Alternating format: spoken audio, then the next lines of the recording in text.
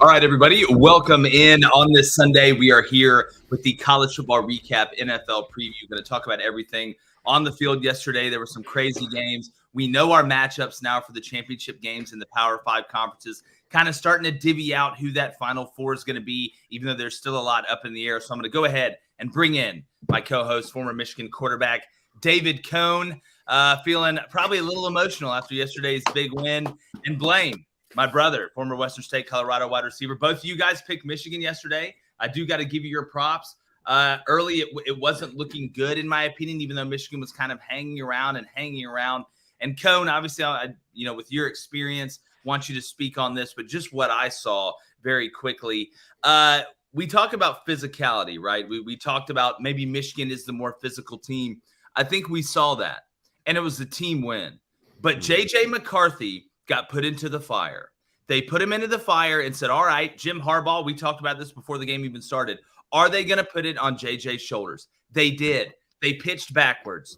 They ran play action on first down. They weren't afraid to throw the ball on first down. And it seemed like Ohio State was trying to do a balancing act on defense. Cone, they just played zero the whole game. Mm-hmm. Michigan hit you with huge plays. You were in zero the whole game. I get it. Stop the run, right? Stop the run, you stop Michigan. But when you go zero, most of the time, regardless of how talented you are out there, you're one guy away from giving up a big play. And what do we see? 70-yarder, 70-yarder, 60-yarder, 50-yarder. It kept Michigan not only in the game, but allowed them to build up that lead as they went along. Just your thoughts before we get to Blaine on this, because it was a hell of a game and a hell of a finish by Michigan. Well, I've never seen Michigan win the big play battle against the Buckeyes before. So you can understand why they were going to stay in cover zero, because they've never run that type of defensive scheme against Michigan and it not work.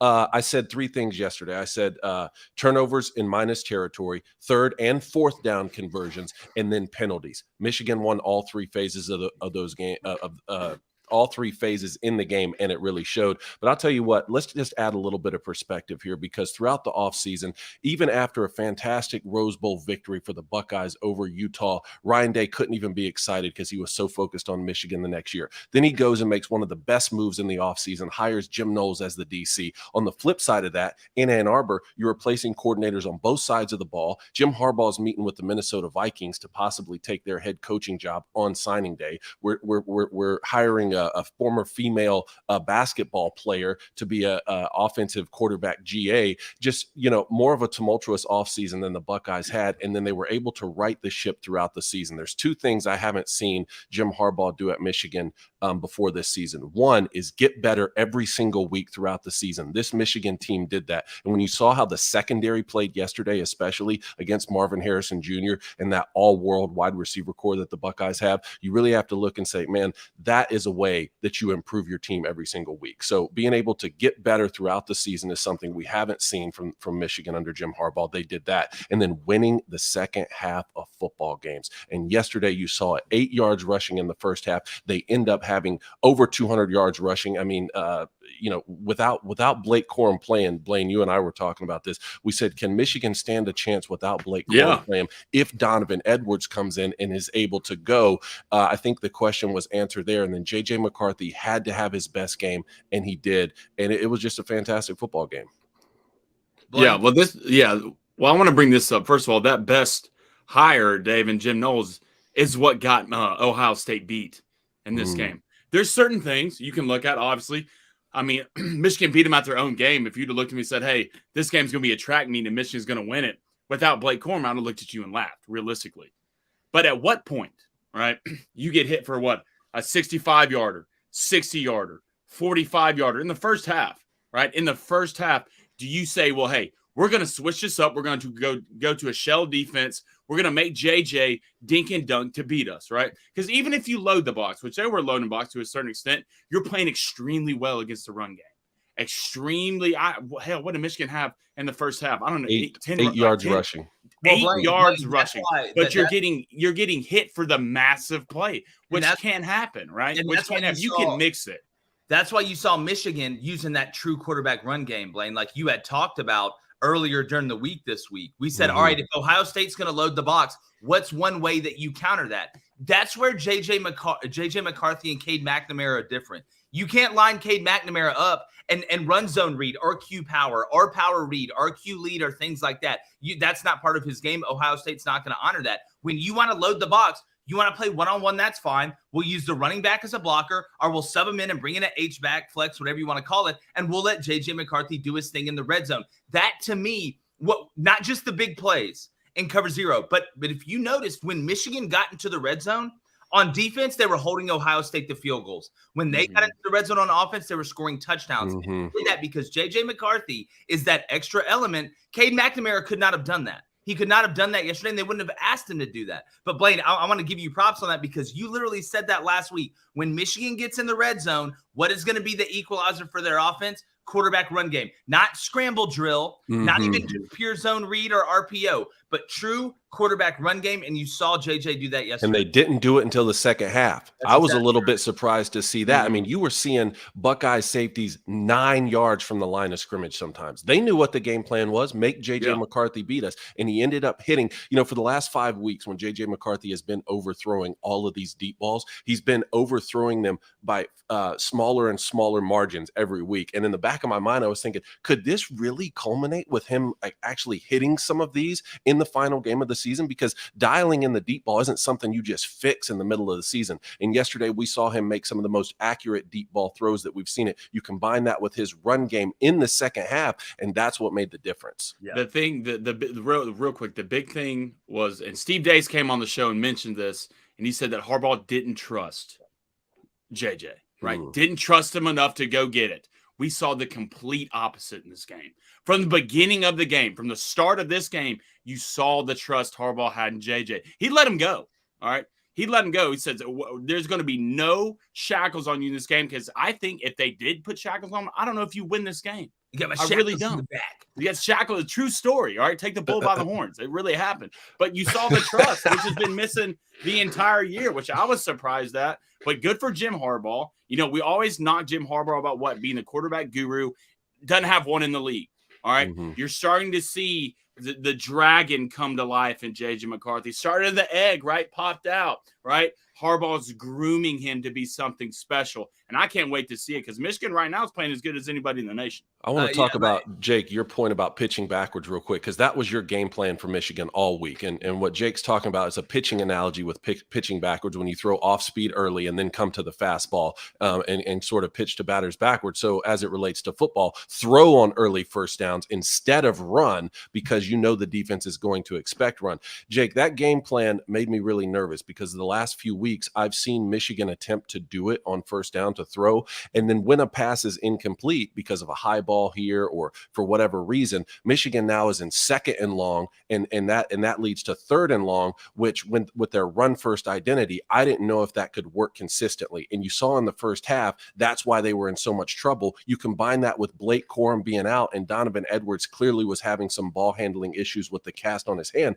That leads to 8 first half rushing yards, and they're only in the game by the grace of 2 big plays when really the Buckeyes were playing much better, doing anything they wanted, moving the football. In the second half, your concept of pitching backwards actually led to opening up the run game, which is what you want, because now all of a sudden the Buckeyes are sitting there saying, wait, J.J. McCarthy's actually hitting some of these deep shots. We can't put safeties 9 yards deep. That allowed some of that Q power run game.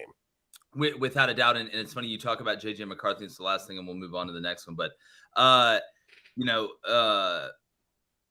when you look at J.J. McCarthy's progression, to me, it's kind of like, the TV screensaver where, you play the game, like, when is it going to hit the corner? Like the block is like hitting like each time, and it gets closer and closer each time. And you're just waiting and waiting and waiting. And finally it does. And you're like, yes. That is J.J. McCarthy to me throughout the season. When that is great analogy. It's closer and closer and closer. And finally yesterday, and now they were running wide open too. Let's not make Cornelius Johnson just absolutely put old boy in the microwave on the first one. And the second was that great concept with that tight end. Because look, Michigan knew they were playing zero. I think you talk about that second half adjustment cone. I think Harbaugh and them went in there and said, guys, look, if they're just going to sit here and play in zero, we have got to at least try to throw the ball deep with one-on-one, because it's easier 1 versus 1 than it is 1 versus 2. Obviously, you don't have to be Sherlock Holmes to figure that out. But I think what you saw yesterday was the Michigan era of this rivalry has officially started. That's the last thing I'm going to say. The Michigan era of this rivalry has officially started. That's 2 in a row, and the way you did it at their place, in front of their girlfriends, in front of their families, in front of their grandparents, that was a statement win. You dropped a 45-piece with honey biscuits and a side of sweet potato fries on them and planted the flag at midfield. Michigan is back. This rivalry has totally flipped, in my opinion. You get them at home next year. If I'm Ryan Day, if I'm an Ohio State fan right now, I'm wondering, has that pendulum officially swung the other way? And I know, Cone, you don't want me to jinx it, nothing like that, but I got to call a spade, man. That yesterday was 100% Angus beef certified ass whooping. That's what that was. To me, I think it's great for college football. I think it's great for the sport. It's great for that rivalry, too. I know OSU fans are very frustrated right now, back-to-back losses right now, but they understand, too, it's great for the rivalry. I used to work with Kirk Herbstreit on those Coca-Cola Zero Sugar commercials, and every time I'd work with Kirk Herbstreit, who played quarterback at OSU, he would always say, look, this is the best rivalry in college football, and it needs to stay that way, and it can only stay that way if it's competitive. Right. And I think Buckeyes fans understand that. One quick thing for Ohio State fans. You might see them again. All right. Mm-hmm. It's not impossible. See them again. So not everything's out the window and you lost one game. All right. You lost one game. I'm an Auburn fan. Okay. I don't want to hear it. Yeah. All right. We got a donation, I think, for Brad David. Remember, if you want to donate, that'd be great. Go to Daily Wire Plus as well. Sign up. Go ahead and like and subscribe to this video. We're going to get to some more games. Blaine, go ahead and read that dono question. Yeah, Brad David, $5 donation. Appreciate it, Brad. He said, Michigan's a great example of how people need to be patient. Maybe Jimbo will be like Harbaugh and catch fire the next few years. Well, he's recruiting good enough. That's for sure. Yeah, look, again, you look at that roster. You talk about being able to flip it around. I want to move on. Which one do you want to go next? You want to go Iron Bowl next? You want to go Clemson, South Carolina? I'll be pretty quick with the Iron Bowl. Go ahead and hit the Iron Bowl, man. I want to say this about the Iron Bowl. One thing, you got to take your hats off to Alabama. And if you're a defensive coach, if I'm Zach Etheridge or the secondary coach at Auburn, I'm furious at that game plan.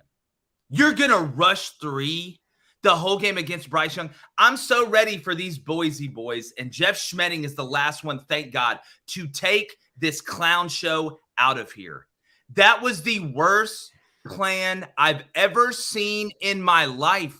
You are going to rush 3. And yesterday, I'm watching people on – let me tell you something. If you're complaining about holding every play, that's what losers do.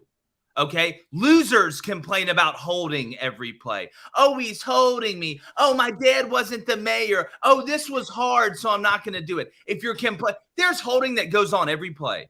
It goes on every play, and some of it's justified. But that wasn't holding that beat Auburn yesterday. That was showing up with a terrible game plan, playing with no effort and emotion, and being an embarrassment.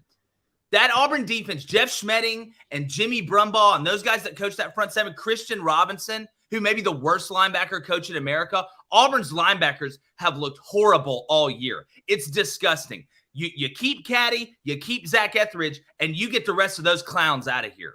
Because that yesterday was such an embarrassing performance. Robbie Ashford and that offense showed up ready to play.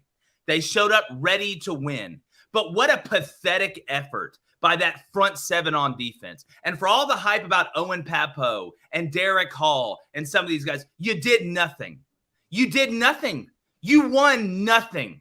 At least Bo Nix got out and gave himself a chance to go win it. You won, and everybody will say, oh, that's so mean. They gave their all for – well, guess what? The washing machines in the dorm are giving their all for Auburn, but they're not going to be celebrated with flowers after 4 years of working. So you got to flip this roster. You got to get these clown coaches out of here, the Jeff Schmeddings and these guys. That was – between me and you, I had a certain person on that staff that I talked to say they tried to get him not to do it the whole week. They told him it was stupid the whole week. But that's the Auburn side of it. It's a clown show over there right now. Yeah. And we're going to get to the coaching part of it. But I do want to give credit to Robbie Ashford, the offensive line, the skill players. Those guys showed up to win. If you're on the defensive side of the ball, it's probably a little tough to look at yourself in the mirror this morning. It's probably a little bit harder when you go grab the toothbrush to brush your teeth. And there'll be a bunch of, soft Auburn and woke Auburn, which we'll get to. They'll come and say, oh, well, they tried really hard. Well, that's one of the reasons you're looking up at Georgia and Alabama right now.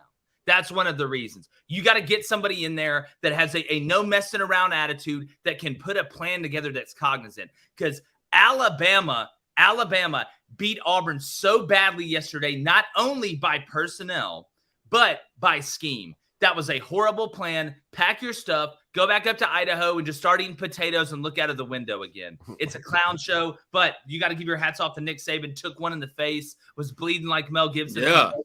But they lined up and just kicked Auburn's ass yesterday. No excuses. Losers make excuses. First thing, I'm going to go over some positives, right? Changed my tune a lot watching Robbie Ashford play yesterday. Robbie Ashford under Hugh Freeze, I think, could be something special. I kind of look at the Jordan Travis comp from last year. Jordan Travis is an extremely good runner in the backfield, but could not throw the ball to save his life, especially go through progressions.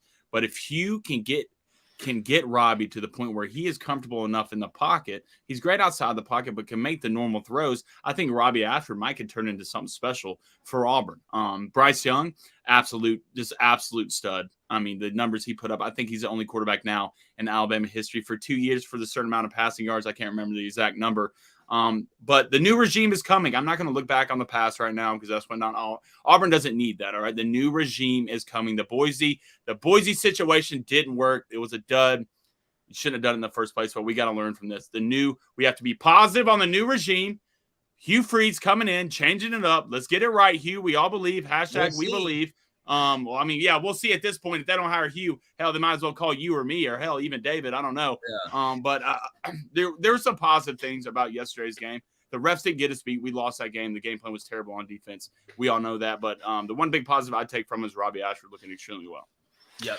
I know Auburn doesn't go into the Iron Bowl hoping for moral victories, but rushing for 318 on the ground, you don't just go in and rush for over 300 yards against Alabama. That was very impressive. Blaine, I agree with you. The new regime is coming, and I think Cadillac Williams and Zach Etheridge, 2 Auburn boys, are both going to be on that staff. And why wouldn't you want that as a rock and a foundation on your coaching staff there? I think this thing's going to get turned around quickly. Yeah, I want to say this. For people that are blaming Zach Etheridge, I just hope you understand, because I've done it. I've lived it. How hard it is when you're just – Auburn couldn't get there with 4. Mm-hmm. I mean, it's hilarious. But it's hilarious to watch them. Well, watching Auburn rush the passer is like watching an old loved one die. You're just waiting on the worst to happen. And then you rush 3. You rush 3 and expect Bryce Young just sit back there, and you got guys running wide open in zones because you can't cover guys that long. Not at this level. You can't cover Vanderbilt's receivers for this long. If I was Zach Etheridge, I would have done like what one of these crazy millennial people that's throwing paint on like Andy Warhol's. I would have chained myself to the door in front of the there's no way I would have let him take this game plan out there. I would have laid in front of the bus. I'd like to see that, actually. Yeah, I think you should do that anyway. Throw a bunch of mashed potatoes on a Jackson Pollock somewhere or something like that. That's how bad that plan was. That's how, if you know football at all, I had coaches texting me the whole game. Like, what is this clown doing? The Jeff Schmedding guy, the Boise boys, I don't think in the county of Auburn, if you're from the state of Idaho, you should be allowed in Lee County anymore. I feel like it's that bad. I feel like it's that bad. Like, you have to almost have like a quarantine tent for people from Idaho that show up in Lee County. Like, whoa. Let me see. All right, driver's license. Yeah, maybe you should hang outside for a little bit, whatever. But in all seriousness, it is going to be a new day at Auburn. We're going to get to the coaching situation. But Cone, South Carolina, Clemson. We have to get that. Now, I want to say, as a guy who, and I don't think Spencer Rattler played the greatest game of his life yesterday by any stretch of the imagination, including a pick 6, including a safety and things like that. But is there anybody – if I would have told you that South Carolina would have more momentum than Tennessee going into the offseason 3 weeks ago, you would have looked at me and laughed. Now, that's not to say that Tennessee doesn't have a ton of momentum. They do have a ton of momentum. Tennessee is fine. It was a hell of a year. But as somebody that thought South Carolina was going either 5 or 7 or 6-6, the way Shane Beamer ended this year, to me, it's like when you're in college basketball and you're a number 2 seed overall and you look up and you're having to play, a number 7 seed or 8 seed and they're on fire. Like they won their last 4 regular season games. They ran through the tournament championship in a really good league, and now you're having to play those guys. South Carolina right now, you hate that the season ended because you are playing at the best you could possibly play. And I'll be the first one to tell you, I thought they would lose 2 more games than what they did this year. But this, to me, at the end, there may not be anybody out there that's not in the college football playoff that has more momentum than South Carolina. I'm Shane Beamer. We just ended Tennessee's hopes, destroyed him at home, took apart the transformer, threw the parts in separate trash bags around the yard. Then we go to Clemson, who they haven't lost there since Gandalf helped Frodo throw the ring in the volcano in Mordor. They're your rival, and you go and you beat them the way you did. If you're a South Carolina fan, here's what I want you to remember. You didn't win that game playing good. You won that game playing okay. You want to know where you are and where Clemson is and how bad DJU is? South Carolina, I thought, had to play a perfectly clean game to have a shot. Not to win it, to have a shot to win it. They turned the ball over.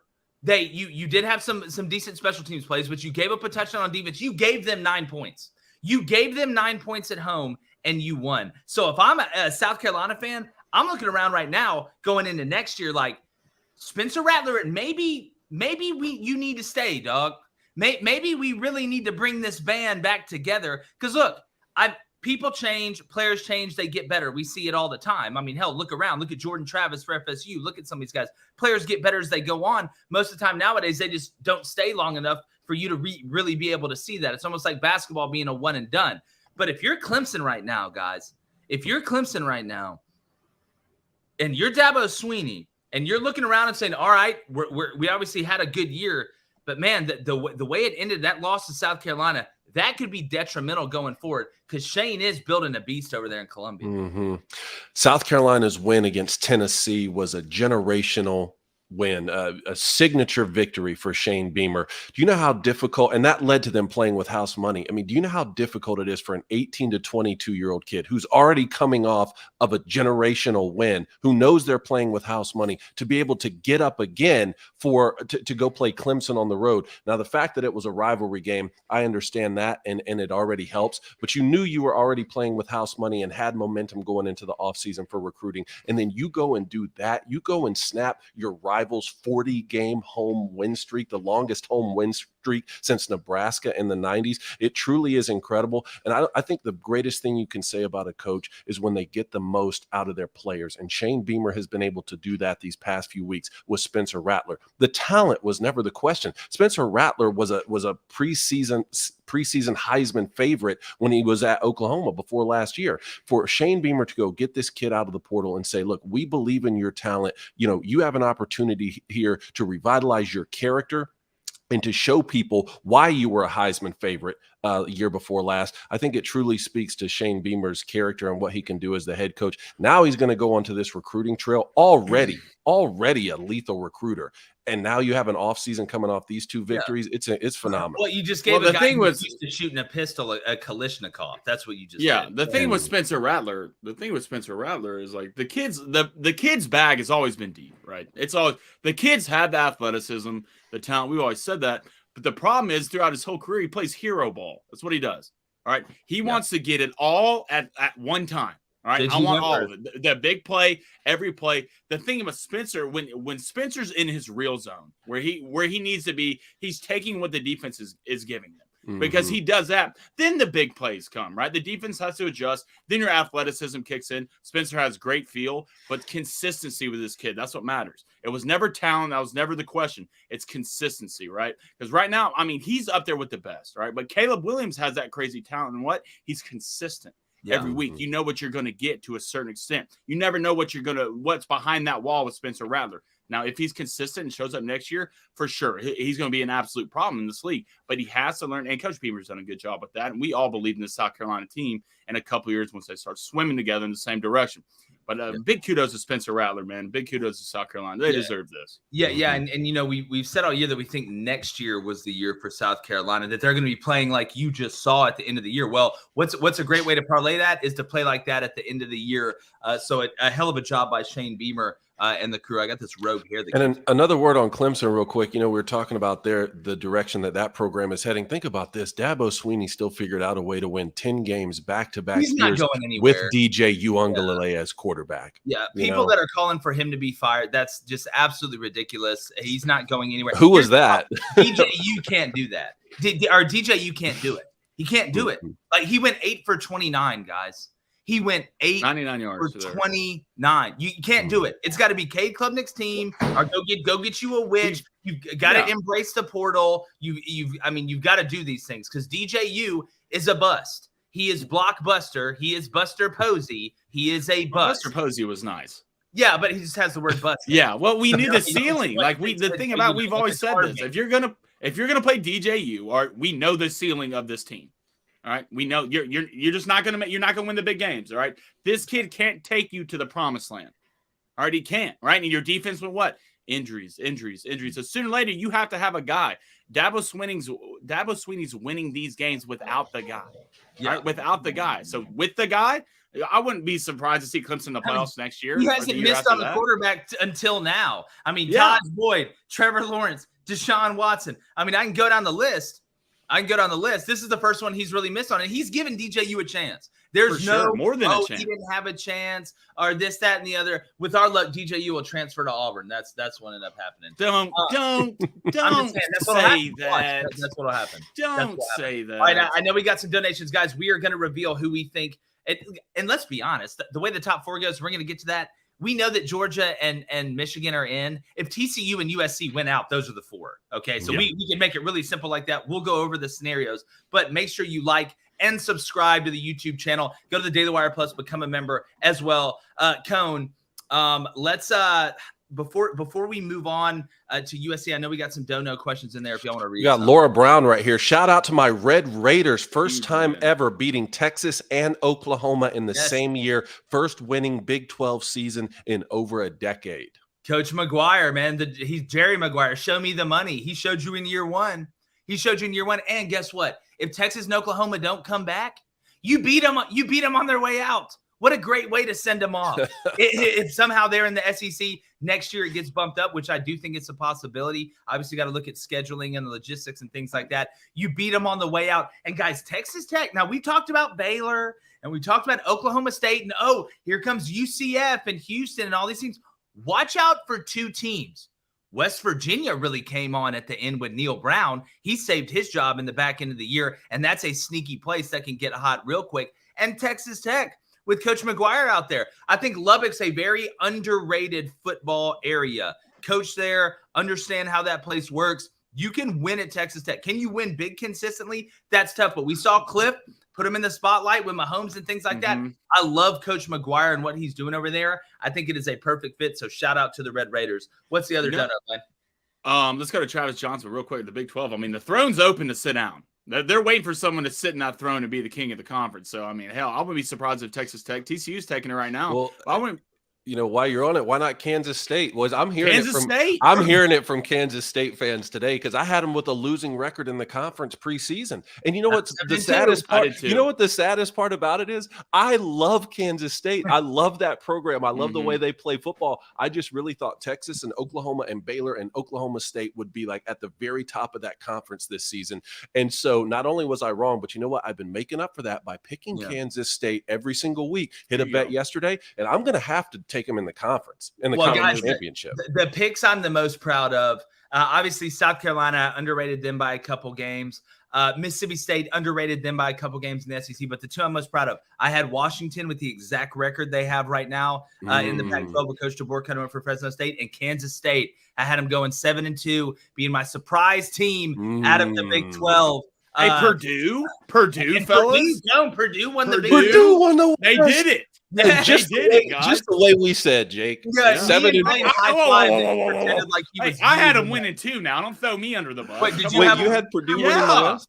Yeah. Look at that, boys. Clean sweep. How about that? All right, so we have a question about Caleb Williams, I think, from a donation, and then I want to get to I'm seeing that. I'm going to get to these in order, all right, because I'll miss them if I don't. Travis Johnson, the second $2 donation, he says, Ike can stay. Owen has been a bust and a terrible game plan for the defense. Yeah, agreed. I just don't even want to talk about these clowns anymore. Just get them out.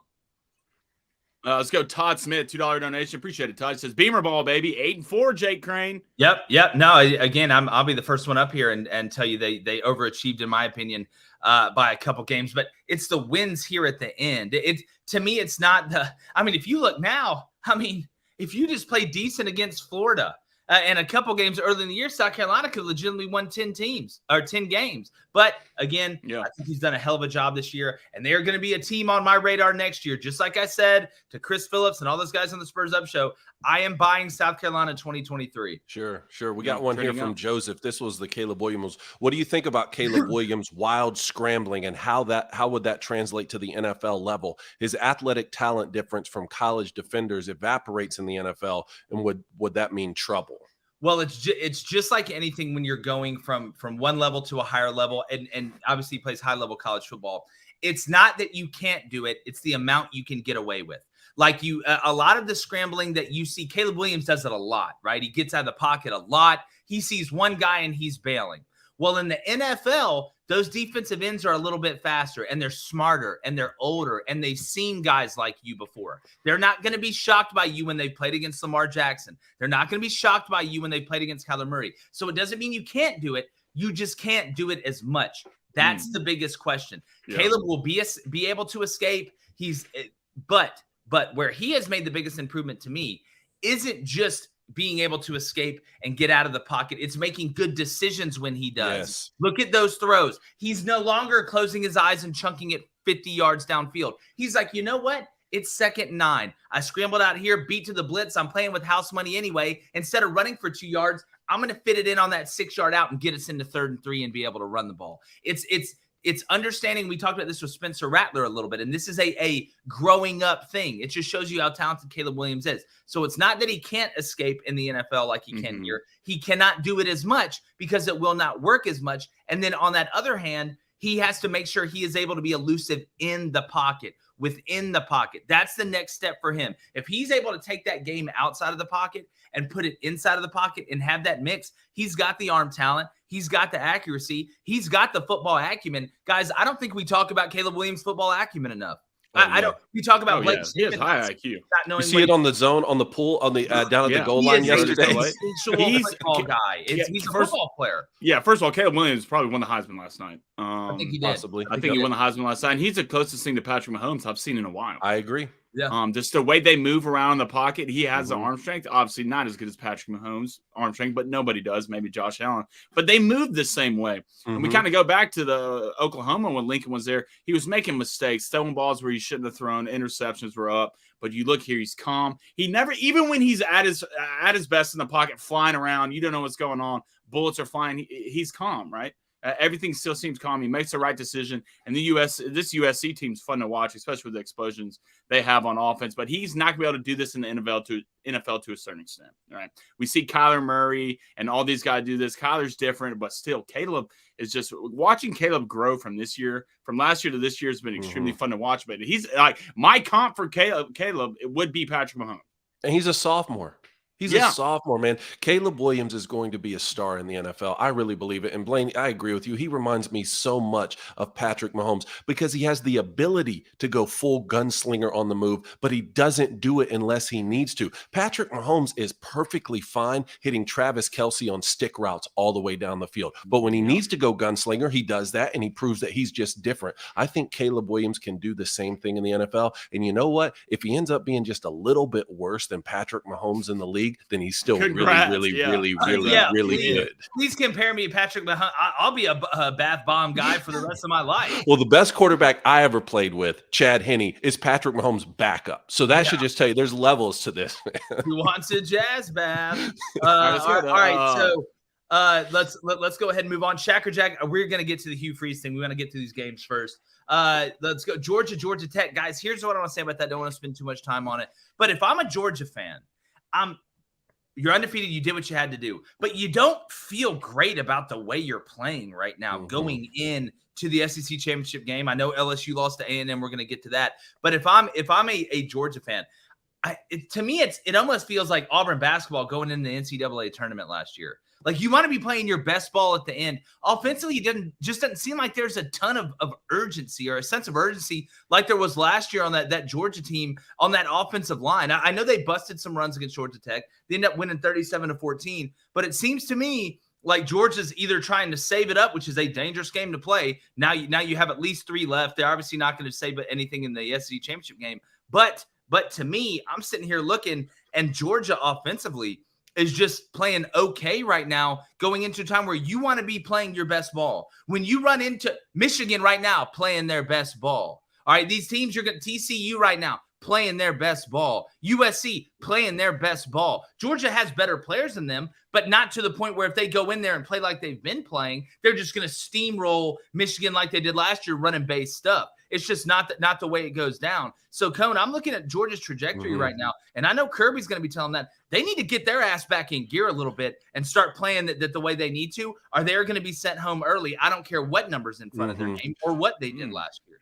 Georgia is 100% beatable. That is a fact, But I will say this. After Georgia lost that SEC championship to Alabama last year, what did Kirby Smart do? He used those 30 days in December before the playoff started to turn the screws in tight.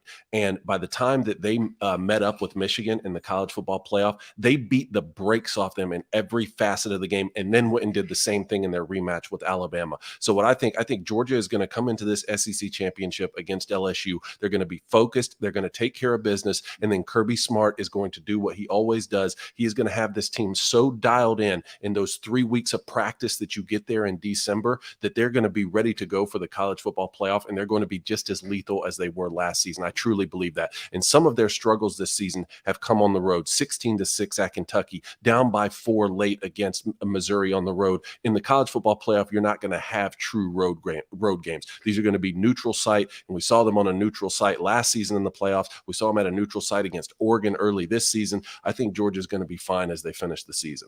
The thing with Georgia right now, you saw in that game, which you've seen through the season, Georgia's beatable, right? Georgia's beatable. They don't have their best receiver, right? And they haven't made big plays all year. That's kind of been the knock on them. You go back to the Tennessee game, that's kind of when they had all the big plays.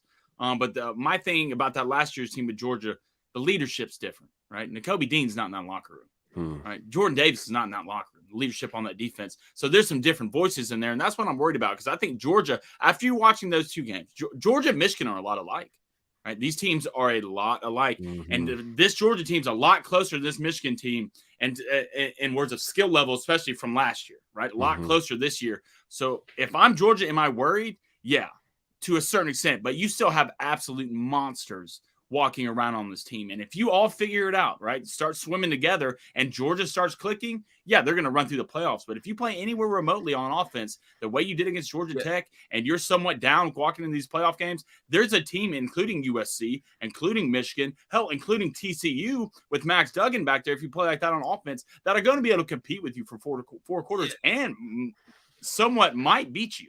Well, Cone, if I'm Georgia and I'm watching that Ohio State-Michigan game today, if I'm a coach on Georgia's staff, I am worried because Michigan scored 45 points dribbling with their left. Okay? Like this wasn't the fastball. It wasn't Randy Johnson getting up there. Here's 103. Good luck. I'm 6'11", throwing it halfway to the plate. That's not what happened. They beat you shooting left-handed. So if I'm Georgia now and I say, all right, well, we're just going to shut the run down like we did last year against Michigan and they're screwed. No.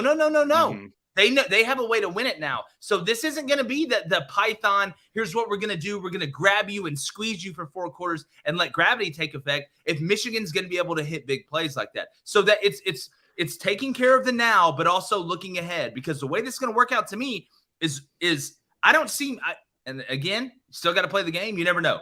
I think it's going to be very hard for Purdue to beat Michigan with the way that game's matched up. I don't think they match up very well with not being able to run the ball great offensively, talking about Purdue, and not being able to stop the run offensively on defense. But Michigan and Georgia looks like they're going to be 1-2. So that means you're playing them win for the natty. So it's again, you're looking down the road. You got to take care of business at hand. But looking down the road, that would kind of worry me a little bit. Oh, yeah. a Georgia fan. And we talk about in boxing and MMA, styles make fights, right? And I'm more excited about some of these styles and these matchups with these different teams like USC, TCU, Michigan, Georgia. I'm so excited about the possibility of these different styles meeting up in the college football playoff, even more so than last year. I think we're in for a phenomenal show, fellas. Well, the thing that Georgia's not going to even remotely have the same game plan as Ohio State. Georgia doesn't have to do that, right? Georgia's not going to have to load the box against Michigan, right? They can play straight up with the athletes and the talent they have with the coverage behind it, all right? Sure. Ohio State sold out. That's what they do. Georgia's not going to do that. They're so athletic, they don't have to do that. They'll run a shell coverage. Well, man, I don't think you're giving Michigan's offensive line enough credit. Well, I don't think you're giving Georgia's defense enough credit. They got the number one pick on defense. That's fine. That's fine. They have guys. They don't have to load it against Michigan. I don't think they'll, even with Blake Corum. You don't think with a healthy Blake Corum with extra days rest that Michigan can't line up and run the ball against Georgia? I think not just run through them, run through them to where they have to get in zero coverage and you beat one guy and you're to the crib. They're not going to do that. Hell no. No, I'm not saying that. What I'm saying is Michigan doesn't have to run for 300 yards. You just got to run well enough. You just got to run well enough to give that tight end that extra step on the slip. I think Michigan's offensive line, man, talk about physicality. That matchup this year between Georgia's defensive line, and I'm with you, Jalen Carter's probably the number one pick. He's probably the number one pick in the country. But games like this is where Nolan Smith not having him hurts you because he makes those plays laterally when Blake Corum is patient and then cuts it back, or he's patient, lets that guy come inside, realize nobody has contain, and kicks it out. Nolan Smith's the guy that makes that play. He's the ultimate fixer. They have not faced a runner that is going to challenge them mentally like Blake Corum is if he's able to play, which I think he's going to be able to play if they see each other in the Natty. And I'm not saying Michigan's going to score 45 points. I don't think they're going to score over 31 against Georgia. But I think defensively, if they play that well in the secondary and A.D. Mitchell and those guys isn't able to come back and be super duper effective and Rosemy Jack Saint isn't balling, McConkey's going to get his. Brock's going to get his. In my opinion, they need to start using Darnell in the pass game a little bit more. This game is a lot more even than it was last year. And the difference may be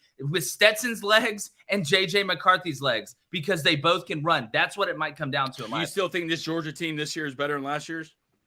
I don't know about that, man. I don't know. I think if they played, I think again, it's funny to have guys the same. I think Stetson Bennett is a better version of himself this year. I would still say this Georgia team is more balanced than last year's. Does that make them better? I typically tend to lean toward the team with more balance. I really do. But leadership is a real thing. Every quality isn't measured by a stat. Every quality isn't measured by a number. I think that Georgia team last year had a lot more leadership because, guys, they were the guiding light for Georgia to get back and win the national championship. They were the group that did it. It takes a special group, a bunch of alphas coming around together and looking around and saying, hey, instead of one of us fighting everybody and everybody fighting each other, why don't we all get along and rule the whole jungle? They pulled the sword from the stone for sure. Yeah, they pulled the sword from the stone. That's exactly right. A lot of complacency can set in after you've won the national championship. Not with a Kirby Smart-led team. No, this guy is just built different. This is a Nick Saban mentee. It's just this guy is going to be dialed in. And talking about the hypothetical game plan, I think so much of what Michigan's offense would have to do to win the game would be dictated by the other side of the ball. What is Michigan's defense able to do against Stetson Bennett and Brock Bowers and Ladd McConkey? Because remember last year, Georgia scored on the first 4 possessions, and boys, it should have been worse than that. I think they should have scored on their first 6 possessions against Michigan. I don't see that happening again this year. Can Michigan's defense step up in a hypothetical matchup against Georgia's offense? That will dictate whether or not Michigan can beat Georgia like they beat Illinois, or do they have to go full shootout mode and beat them like they did OSU? Yeah, you got to play their game. My thing is, at the end of the day, is Georgia and Michigan really just Spider-Man, Jeff? Is it really just Spider-Man, Jeff? Looking at each other. Like that's what, and again, styles make fights. This would be a hell of a fight because they're both the same style. Now, typically that leads to more defensive game. That's typically what it leads to. But guys, let's move on. We got a couple donations. I want to get to Oregon. Let me get through these. Dylan Meadows, $5 donation. He says Clemson was already at a crossroad. Now add in the Beamer effect. What's the next move for Dabo? You got to embrace the portal. You got to move on from DJU, and you've got to get some guys on the outside that can make plays. Where are the Justin Rosses? Where are the guys that used to watch Clemson make these incredible plays, runs after the catch and things like that? Will Shipley's nice, but he shouldn't be your best skill player. He should not be the best skill player at Clemson. They got to get back to that because they've really regressed offensively from a big play standpoint because they missed on the quarterback and you don't have enough talent around him to make up for it. All right, let's go to Chattin' Bussy. What's up, Chattin'? $2 donation says FSU is the best team in the ACC. Is FSU back there? Hey, I'm telling you, watching this game, these guys are nice. Nice. And Jordan Travis is going to be coming back next year, I believe. Look, I'm telling you right now. And, Mike Norvell, there's some talk about the hot seat. They've got that new facility that they're building there. And we know Florida State. And when Mario got hired at Miami, I'm still taking Mario over the long term. This was a great first punch thrown by Mike Norvell. This was in that rivalry in that state with Florida, with Billy trying to figure it out, with UCF moving on, with USF in shambles. That was a big first punch for Mike Norvell, for Mario coming in the state. Watch out for Florida State next year. If Clemson does not figure those problems out at quarterback, Florida State, let me see what they have coming back in totality, including Jordan Travis. I am going to pick the Fighting Danny Cannells to win the ACC, at least for this. Ooh, Danny! At the roster. And I can't wait to get Danny on to hear him talk. Who's made a bigger jump from last year than Jordan Travis? Is he the most improved player of the year from last year? Hendon Hooker was the only one. Yeah. And Hendon somewhat balled last year. A little. I mean, hell, he's done like 4 picks his entire career. And Jaden Daniels, too. I'd have to still throw his name in there. Even after last night, yeah. All right, let's go to Shacker Jag, $2 donation. What's going on with Hugh? Gonna talk about it. Promise you, just trying to get through these games. Let's go to Ryan Gay, $10 donation. He says, great win for West Virginia to end a bad season. Winning with a true freshman third-string QB and a true freshman running back, going for 155, snapping OSU's 19-game home win streak. Really needed it. Neil Brown really needed it for West Virginia. Yeah, and look, Neil's a great person. If you know Neil, I've had the pleasure of meeting him multiple times. Great family man, really cares about the kids, really good offensive mind. He needed this one, man. And I always like the fit of Neil Brown at West Virginia. I think they can do some things. Now, does that mean they're going to win 10 games every year? No, West Virginia fans don't expect that. But I think Neil's he's got to get back to being a little more innovative. I think he played it safe offensively a lot, even with, getting JT Daniels out there. And I know it didn't work out beautifully, but it seems like you have something in this young kid. And I think you got to ride that a little bit and embrace it. And he's innovative enough to put an offensive scheme around this kid to take advantage of his assets, guys. Because when I think of West Virginia, I don't think of lining up and running inside zone.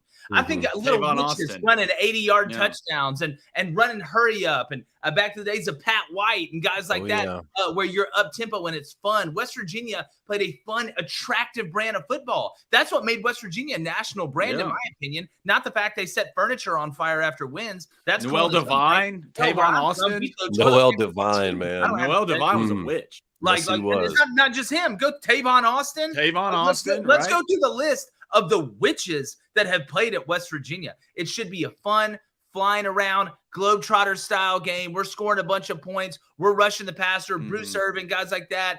I hope Neil figures it out. I hope it becomes fun at West Virginia again, and I think it will. David S., $5 donation. He says, Cone, how did that victory cigar taste? It was perfect. It was multiple cigars. Baby Cone is 2-0 in the rivalry. You know what? Here's the thing, and I was going to put out a poll on this.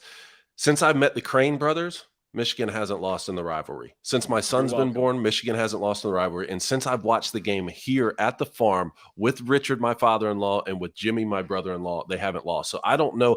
All three of those things need to keep going. Is it because of us? Yes, definitely. Yeah. So at this point, I don't want to ruin anything because that game ruined my Thanksgiving year after year after year. So it feels good to win a couple. Yeah, the turkey tastes a little bit. That's all the donations. A little bit better. You walk a little bit taller, Jake. All right, yeah, that's exactly right. All right, let's get to some of these games. We're going to go quick. Oregon State, guys, this is one. I know it was crazy at the end. Oregon dropping the punt, going for it. What a questionable call there by Dan Lanning, but I'm never going to get mad at a guy for trying to go grab the bag. Sometimes it goes down like that. But Oregon State, and our buddy Sean in the chat, who's been just Oregon State all year, I'm riding with you and Coach Smith. I called this game Saturday morning. I talked about it all week. Picked my two biggest upsets were Missouri over Arkansas and Oregon State to win. I know Missouri was the 3.5 point underdog at home. It's not the biggest upset of all time, but this was one of my upset specials. And I thought that if Oregon lost and Washington won, that Washington would be playing USC Pac-12 Championship. Turns out, not only did Washington have to win and Oregon had to lose, But UCLA had to beat Cal, and Colorado had to beat Utah, which Colorado couldn't have beat Utah if they let them play with 14 players at a time on the field yesterday. That was just the ass beating of a lifetime.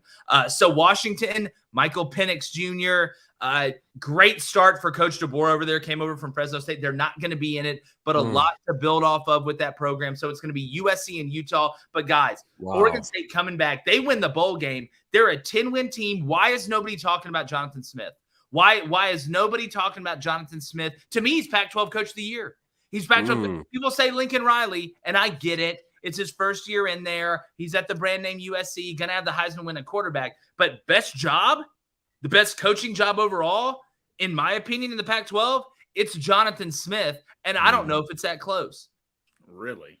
Yeah. I mean, hey, 268 yards rushing Oregon State had, 5 TDs on the ground. Just showed you, even playing from behind, they didn't abandon the run, boys. Oregon, you blew this game. I haven't seen a team snowball their way into a loss this bad in a while. First day landing, why? I don't understand why you go for that. Way on your own territory, right? You punt that ball. This will be a learning experience for Dan. I'm a big fan of Dan, but that was an idiotic decision. Punter, you blew it, right? You choked it. That's what you did. It happens, though. You're a punter. But still, you have everything right in front of you, right? Right in front of you, and you just snowball your way to a loss. I feel bad for Oregon. Congrats to Oregon State. I've always liked Oregon State as a program. One, those uniforms are fire, and 2, this is the way they play. But damn, Oregon, man, I just, that was bad. That's the worst I've seen. The worst I've seen in a while of a team just absolutely choking it.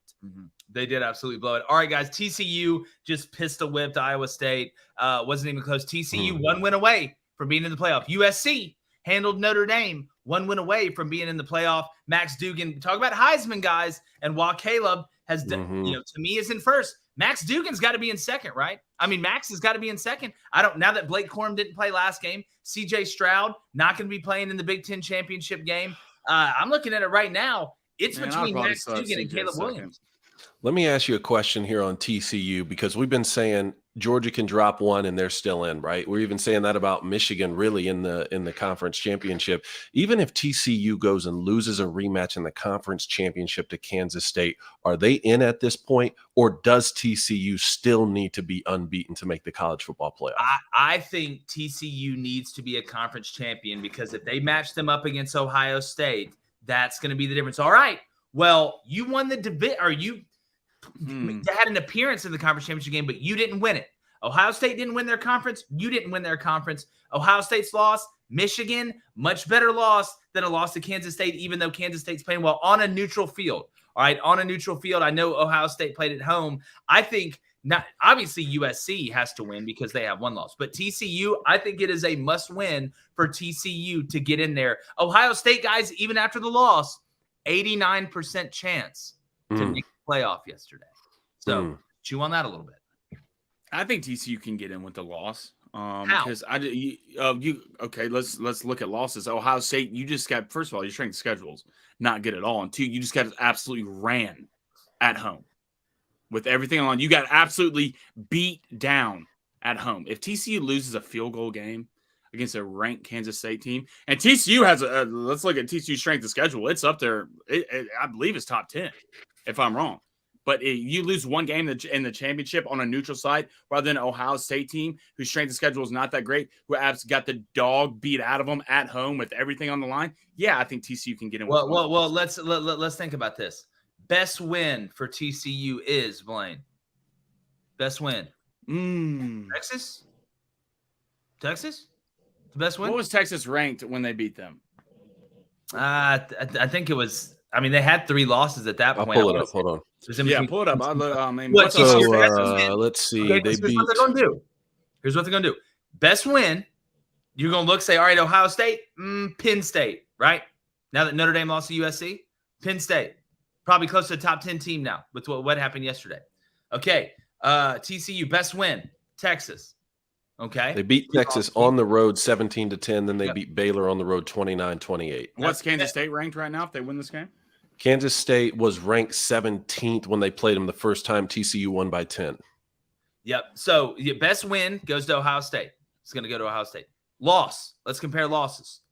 If TCU loses to Kansas State, that loss is worse than Ohio State's loss to number 2 now, Michigan.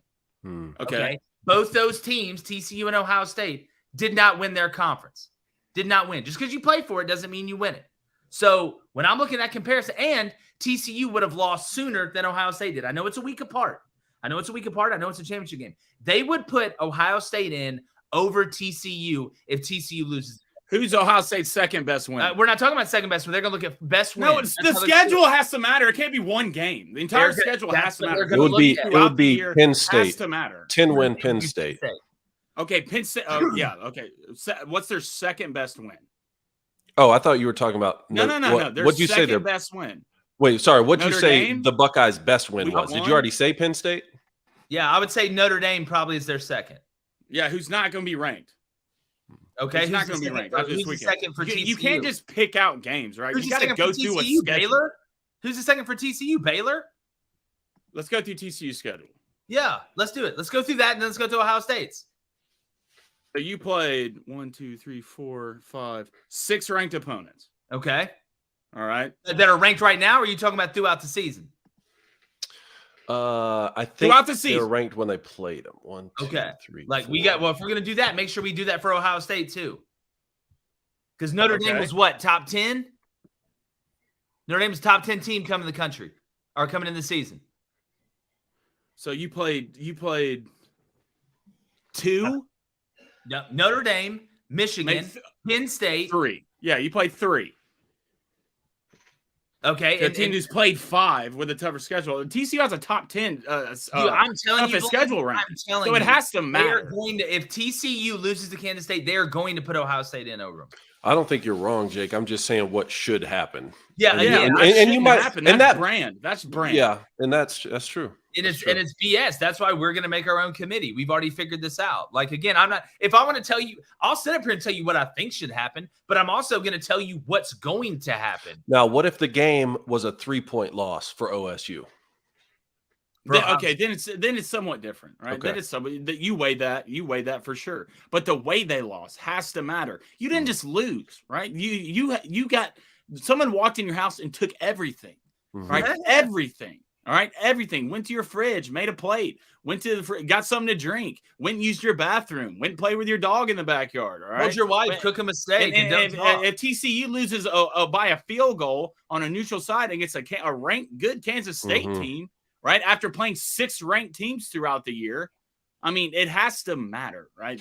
That's why I'm looking at this USC Utah rematch in the conference championship, because their only loss is on the road at Utah by a 2-point conversion. That's their only loss. Yeah. So I'm looking at this. USC, we all know if USC again playing that Utah team they lost to, it should be a hell of a game. I'm probably going to take the over, guys. But let's get to USC Notre Dame quickly. If you would have told me before the game that Notre Dame and Drew Pine would have thrown for 316 yards and 3 touchdowns and an interception, I would have said that Notre Dame may have won this game.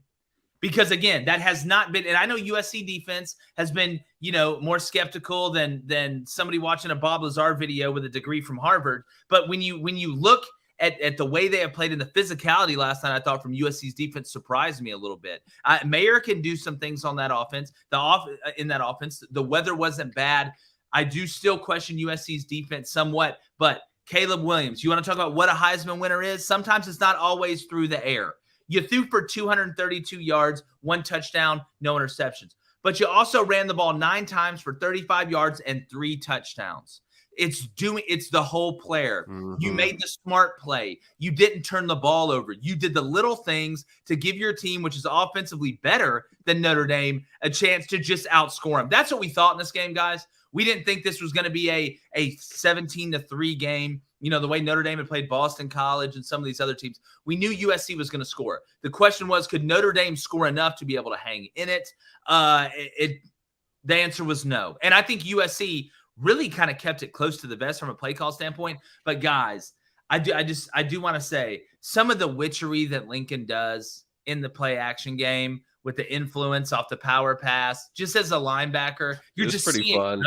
It's pretty fun. It's like, if I'm a linebacker playing against Lincoln Riley, I don't trust anything. If my mother's waving at me in the stands, I don't know if that's her. I don't trust her. Maybe Lincoln Riley put somebody there that looked like her to confuse me before the game. I don't trust anything that I'm seeing. Nothing makes sense. Up is down, left is right. He does such a good job of manipulating eyes. There's more eye violations than Jeffrey Toobin walking down the red light district.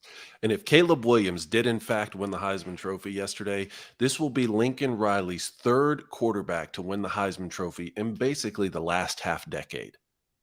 Yeah. Kyler Murray, That's Baker wild. Mayfield, Caleb Williams. Guys, that is an unbelievable stat. like You want Billy to talk about Madison. going and recruiting? This guy's Yeah. going to land every top quarterback commit in the country for the next 10 years. Yeah, I mean, why wouldn't you?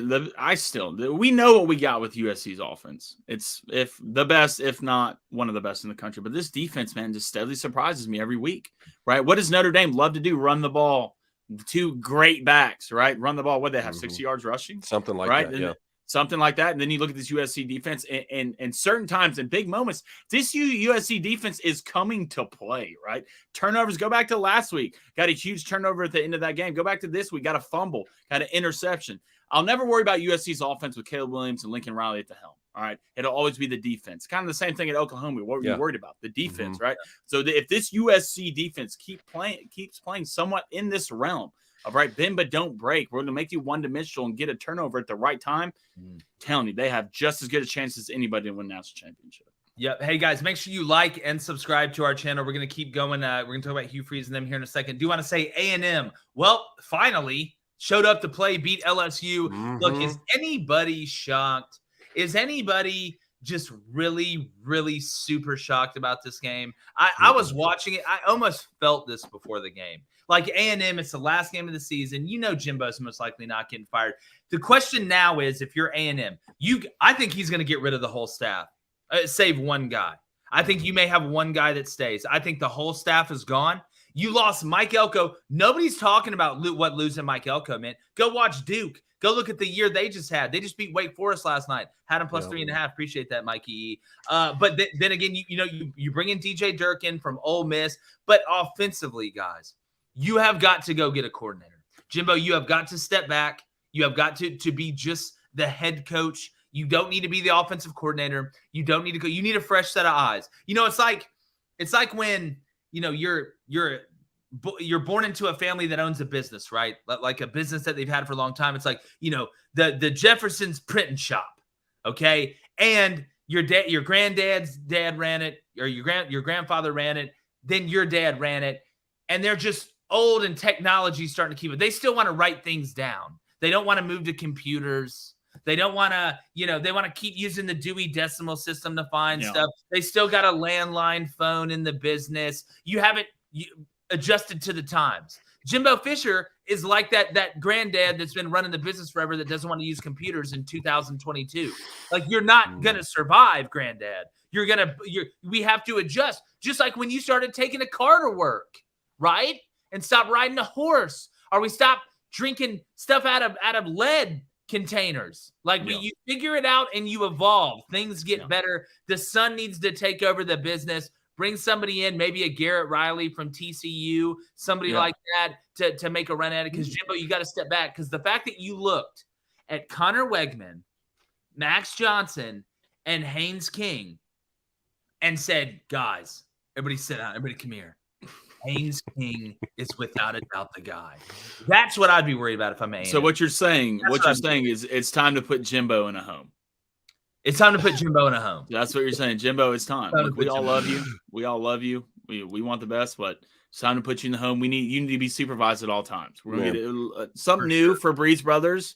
All right, let's make it fresh in here. But, hey, great win, though. But LSU, the way there's a certain way you lost this game. You lost this game by just getting your ass kicked. All right? Texas A&M said, hey, what's up, guys? We're going to run it right at you, all right, for 4 quarters, all right, and we're going to see if you can stop it. And LSU couldn't stop it. You saw Jane Daniels, play somewhat okay, but still you see Jane Daniels' ceiling, where if you know how to play him correctly, especially up front on the defensive line, he's going to have a tough time. I'm glad he's okay, too. I was worried he broke his leg on that one injury, but, good for A&M, but Jimbo, man, it's time. You see Saban did it a long time ago. Boy. And if I'm an LSU fan, Cone, like I am not freaking out. You're playing with house money. You're going to the SEC championship. in year one. You beat Nick Saban in Alabama. While it's disappointing, are you out of the college football playoff now? Yes. Yes, you are. You're not getting in. And it was fun to be in the conversation if you go and upset Georgia in the SEC championship. Oh, yeah. You're the couple that made it way longer than anybody thought. You're the couple that thought, they're not going to make it 3 months. You made it 2.5 years. Yeah. And then she found out you were finally cheating on her. I'll tell you what, for an $85 million buyout, you boys could put me in a home too. Hey, and if you're not using Jefferson's print shop, you're basically a communist anyway. That's exactly right. But a fantastic win for Texas A&M, man. A lot of pride there in that victory. And Jimbo Fisher didn't make excuses in the post-game press conference or in his comments on the field. He said, this hasn't been good enough. We haven't gotten the job done, but we're going to get it done. And I still believe in Jimbo Fisher there. Also, when you talk about A-Chain, I think I either had him 4th or 5th in my preseason running back list or possibly even honorable mention. Got to move him up, boys. 38 carries, 215, 2 touchdowns. He put that team on his back and said, follow me. Yeah. Well, he's their guy. He's their golden goose, especially now that Anias got hurt and everything that's gone down on that offense. But we got a donation real quick, and then we're going to move on to this coach. G-Wise 188 with a $31 palm. Appreciate it, brother. He says, how about them Gamecocks? I hope y'all had a good Thanksgiving and enjoyed a rivalry weekend yesterday. What a weekend. Yeah, great weekend. Appreciate it, my friend. Fantastic. Had a little fried turkey last night. Cone, before we get to the freeze, how did the pictures look good? Did you come through on the yes, I need to share some more of the pictures. Yes, we came through. We called some audibles here because of the weather. We dominated the turkey, carved it up, and I think everyone was pleased. Awesome. Well, I knew you were going to do good. Michigan wins. You came through in the turkey at your in-laws' house. Just a hell of a weekend to be David. Oh, how about Georgia Southern too? The Georgia Southern football Eagles beating Appalachian State. You don't just walk into Paulson Stadium when they can be bowl eligible in Clay Helton's first year. And how about my 10-2 South Alabama Jaguars? 10-2. Wow. A little 10-piece. And had UCLA on the ropes. I should have beat them. Let them off the hook. All right, let's go. Tennessee drowned Vanderbilt in a short puddle last night. A lot of people thought that, Vandy was going to put up more of a fight coming off the win against – let me say this again. I just can't believe it's coming out of my mouth. The back-to-back wins off against Florida and Kentucky. Tennessee obviously upset. But Vandy, again, this is why you don't have expectations, Blaine. They have expectations. Because don't do this. The minute you have expectations, that's what happens. That's what happens. No expectations. No. This year's a success. All right. It's a winner. Vandy's a winner. Jeff Shorts is a winner. Yeah. Hell, you beat Florida. Who else you beat? All right. We got Utah, beat Colorado. We talked about that. Penn State handled Michigan State. Was a little bit iffy there. Did you see Sean Clifford on the sideline toward the end of the game? Look at the cover lineman and go, we have to cover. I love it. Man, said that. A man of the people. He said we have to cover. He said we have to cover. I'm going to bet on Penn State now, but I know they only have one more game left. There's no way I'm not betting on Penn State to cover in whatever bowl game they play. I hope that doesn't mean that Sean Clifford had Penn State with the points. No, Joe, we don't say that. We don't say that. Don't. It sounds to me like maybe Sean Clifford had Penn State. Don't put your hands up. On your team is not wrong. Like I don't put your hands up, David. All right. So Kansas State obviously won. Kentucky hung on to beat Louisville 26-13. I know Louisville was ranked 25th going in this game, but still has to be a disappointing year for Scott Satterfield with Malik Cunningham and all those guys coming back. You thought they were going to be able to do something, but guys, let's go ahead and move on to this coaching situation. David Shaw steps down at Stanford. I think it shows you what kind of man David Shaw is. He realizes, while he's making $8.9 million a year, that he's just not getting it done. He's just not getting it done. They need a new direction there. He had did some great things. I think took him to 3 BCS games while he was there. Did some big things for Stanford, but they need a fresh start for Breeze Brothers style there. We saw Kenny Dillingham get hired at Arizona State. Kenny's really shot up here lately in the recruiting in the coaching ranks. Really young guy. Very interested to see what type of job he does there. They're going to run a fun offense. He's going to be able to get a quarterback in there. And Arizona State's a sneaky place to me. You see Arizona kind of moving up a little bit with Jed Fish, what they're able to do this year. Having a good Arizona State would be cool to see for the Territorial Cup over there. Would make that rivalry even better. What do you think about those two things there, Cone? No, I like that hire for Arizona State. I had a buddy of mine was texting me yesterday about Arizona State, and he was saying, "Well, congratulations on Michigan." He was texting my father-in-law, "Congratulations on Alabama. Arizona State is still trash." But I said, "Look, man, they're going to have their day." And then we found out the news of this hire right here, which we've been saying. Look, you knew Kenny Dillingham was going to get a job, either an OC position at possibly. I had Alabama fans keep asking me, like, who would you hire as the OC if Bill O'Brien were to leave? Certainly he was on the list. Now he's going to get a head coaching job. Jake, you know as well as I do, Arizona State is a place that you can go and win. So I like it's this easy hire. to recruit to. I mean, it is a legitimate party school. Okay, let's go ahead. Arizona State may be the biggest party school in the country. Which I think it is. Some kids will like that. Some won't. Most parents won't. But Arizona State is a place that they just need a little bit of a spark. You can recruit there. Like I said, Tempe is a great city. There's a ton of stuff to do there. It's kind of a hub as well. So don't be surprised if you see Arizona State kind of go from the bottom of the Titanic to the middle class, trying to work their way up to sneak in their Leo DiCaprio style. So my question is, what kind of CEO can he be for a program that clearly does need that father figure type role? Obviously, he's going to come in with a lot of schematic answers, the way that Lincoln Riley did and Lane Kiffin did. Can he also be the CEO to establish a culture for a program that's really been struggling since especially since Herm Edwards was let go in the middle of the season? I think that's the biggest question. When you look at hires like this, offensively, he's going to be the golden goose. He's going to handle a lot of it, but it's about putting your staff around you, putting a great staff around you. It's understanding how to be a head coach, not just the offensive coordinator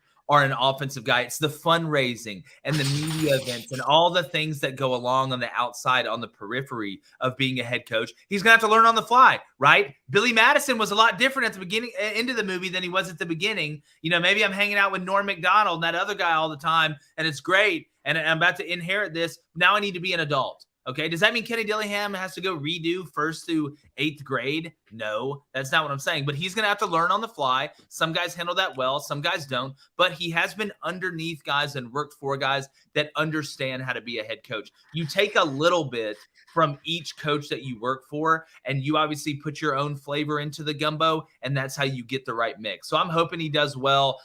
He is a genuine guy. It's going to be interesting to see how he does there. But let's go ahead and get to this Hugh Freeze thing. And here's what I want to say on this. Is Hugh Freeze a perfect person? No. Did Hugh Freeze contact an escort service by phone? Yes. Yes, he did. Okay, which is a bad look. Okay, it's a bad look. But did Hugh Freeze give cocaine to players and prostitutes? No. All this stuff you hear on the preview about Hugh Freeze, it almost makes it seem like Vladimir Putin, man, or like Hunter Biden. Like they're treating this man like he's Hunter Biden. Like he made the mistake, and I'm going to be honest with you. What I laugh at is the same people that want Lane Kiffin is doing this with college girls, okay? With 18 to 22-year-old girls, will be the first people to want him, but now want Hugh Freeze because he called a professional prostitute. Like whatever you want to call it, somebody who works in that field. Does that make it right? No, but that's hypocrisy at its finest, okay? Would you rather him go hit on your 18-year-old daughter? Is that what you want? Is that what you want? Then the second thing, at Liberty, there's a lot of sexual assault stuff that was covered up at Liberty outside of the football team, okay? Outside of the football team. There was a football player that got accused, and there's this woman on Twitter, I'm not going to say her name, who has put herself at the forefront of this. Okay, and I don't know her story. I'm not going to pretend like I know her story. But the player in question was not arrested. He was not convicted. He was not sent to jail. So here's what I'm going to say to all the people out there, because there's a lot of Karens on Twitter that are trying to ruin this hire. And you know what? Are there other guys out there that could do a good job? I think so. Is Hugh Freeze the greatest person of all time? Like I said, no. But he's not this monster that they're making him out to be. So to all the people out there on Twitter that I'm watching say this about the Liberty sexual assault scandal, okay, if you're going to be like this when somebody doesn't get convicted, if your son or your grandson or anybody in your family gets accused of this and they don't get convicted of it, then you know what? They're still guilty. You should disown them. Then they're still guilty. Because if we don't live in a society where you are innocent until proven guilty. And I know sometimes guilty people go free. Sometimes innocent people get locked up. But those same people that are sitting here saying this, who are holier than thou, that think they have never made a mistake in their whole life, that make sure if this happens to one of your kids and they get convicted of something or excuse me, not convicted, they get accused of something, but they don't get convicted, they're still guilty. They're still guilty because that's the way you are. That's the way you are.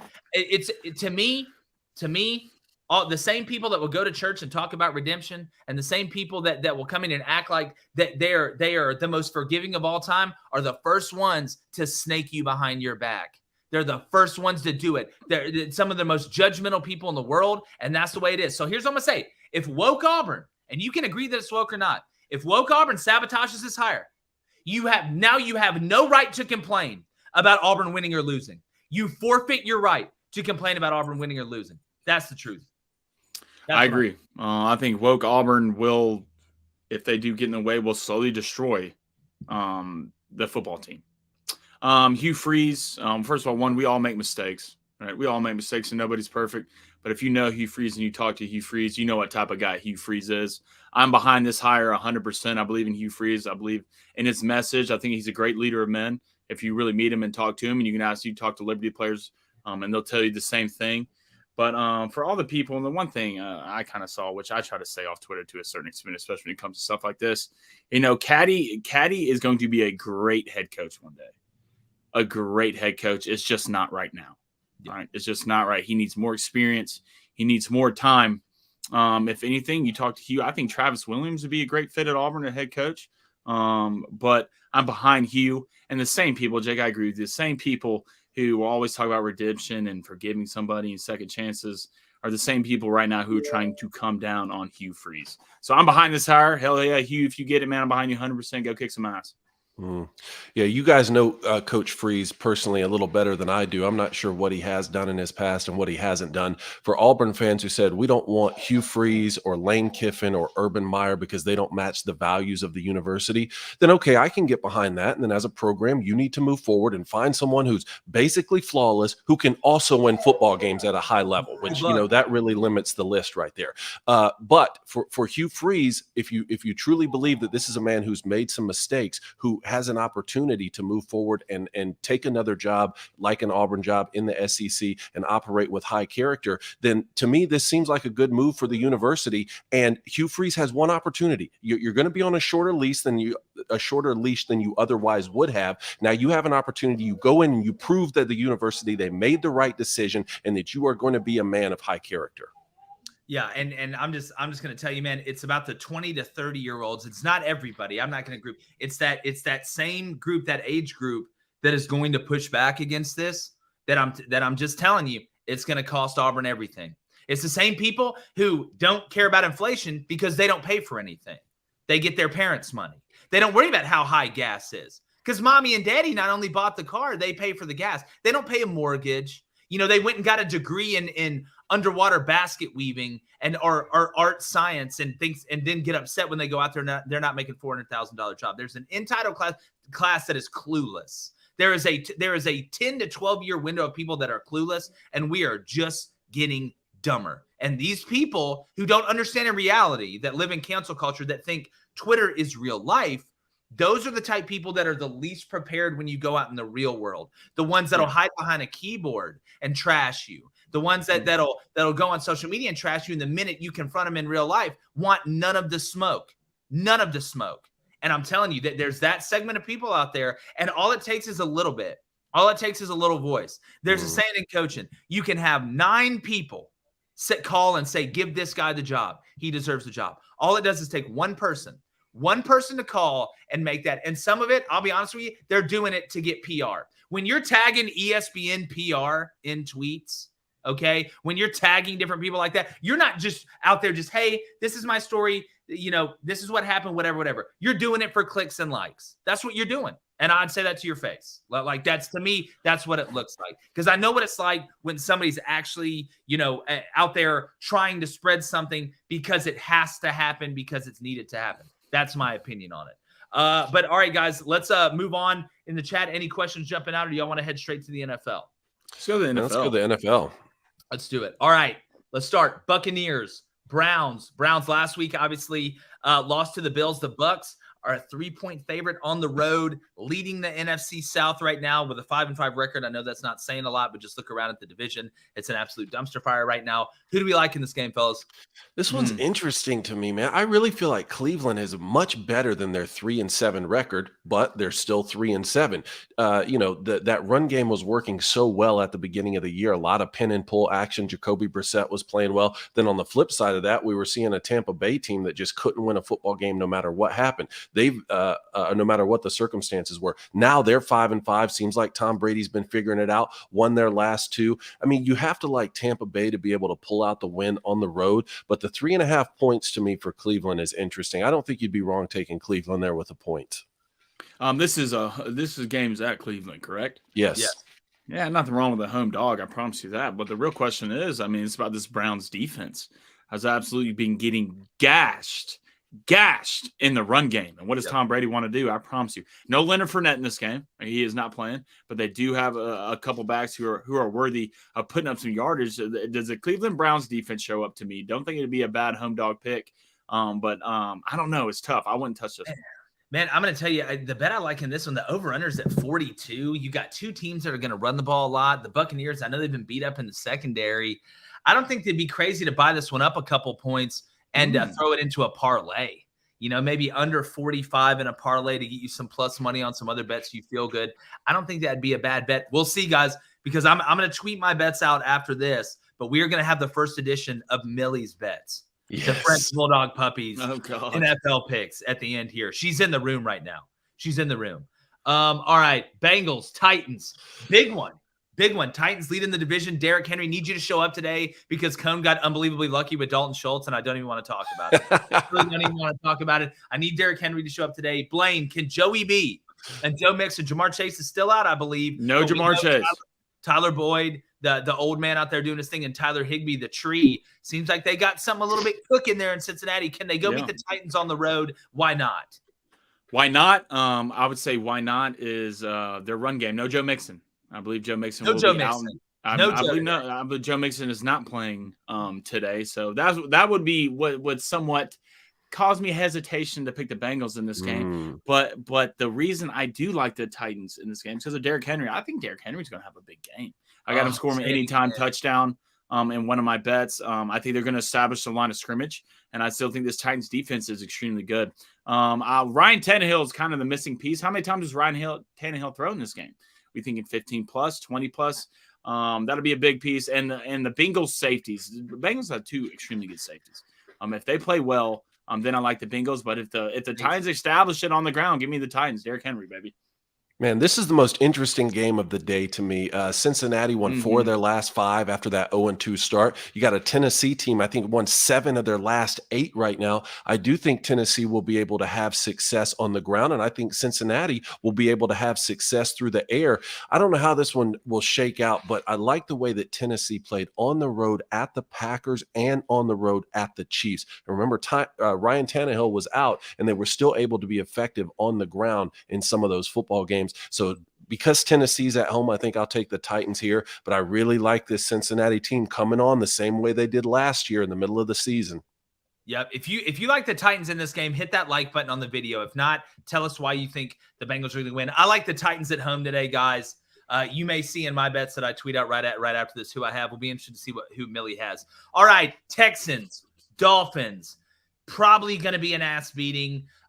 Look, Davis Mills, not starting at quarterback anymore for the Texans, correct? Who is it? Is it Mike White? It's some random mayor's kid they're going to throw out there and see what happens. But the way this offense is playing, Tyreek Hill, Jalen Waddle, who I need to have a big day. I feel like Mike Gesicki may score a couple touchdowns here. Is Miami would it be crazy to go sprinkle a futures bet on the Dolphins to win the Super Bowl this year? The more I'm watching this team, you talk about a great fit, right? Offense-wise, I think Tua and what they're doing with the new coach down there in Miami, Coach Mike McDaniel. McDaniel down there. I keep wanting to say Josh McDaniels for the Raiders. Like, it's too many guys. I keep wanting to say Mike McDonald, who was the DC at Michigan, now with the Ravens. But I mean, guys, the Dolphins right now, I mean, their Hansel at the Male Model Awards hot right now. It's hotter than a little potato. So what if Tua goes down with another injury, like he's been known to do? Well, okay. Well, then win. How do you feel then? not good. Teddy Bridgewater still came in and had some success with this lethal offense. Gloves when it matters. But here's my thing. You're really throwing money on Will Tua stay healthy. That's what you're throwing money on. You're not really throwing it on the Dolphins to win the Super Bowl. It's Will Tua stay healthy, because if he does, then I think the Dolphins legitimately, that defense can just getting Bradley Chubb was big, man. That gives you that pass rusher. That's the guy that gets you over the top. And at the end of the year, that's where you see that stuff come into effect. That's my quarterback. This Dolphins team right now, look, I had the Bills winning the Super Bowl. All right. Thank God Von Miller didn't tear his ACL. I was somewhat worried. I thought this Dolphins team, no, he didn't. He didn't tear it. He did not tear it. Yeah. But this Dolphins team right now, I mean, I don't know a better offense right now.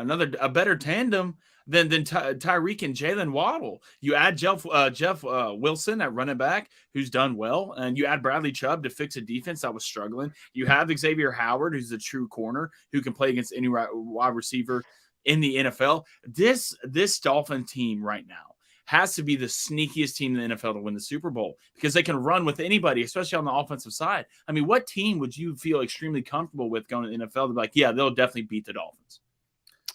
Yeah, I mean, I like the Chiefs right now, to be honest, but I agree with you that the Dolphins can put up points on anyone.